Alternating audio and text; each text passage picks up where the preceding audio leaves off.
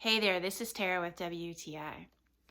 Little ones are learning faster and faster how to work computers now, so that's why I really like this Leapfrog that is especially made just for toddlers. It's simple to work and it has lots of different options, so it's easy to turn on. You just turn on the button here. Hi, I'm Scout. And then they have options here to choose from.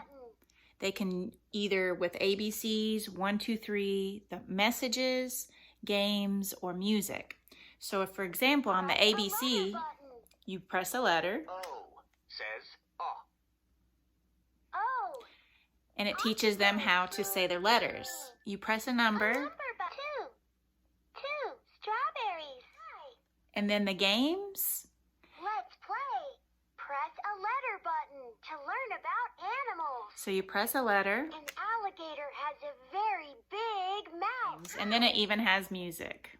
Press the paw button to A, B, C, D, E, F, G. Another great little thing about this small little laptop is that it's easy to carry. It's got a handle, and if the battery needs replaced, it's easy to just take out the screw right here and replace the little battery. So if you're looking for a first-time little laptop for toddlers, I highly recommend this one from Leapfrog.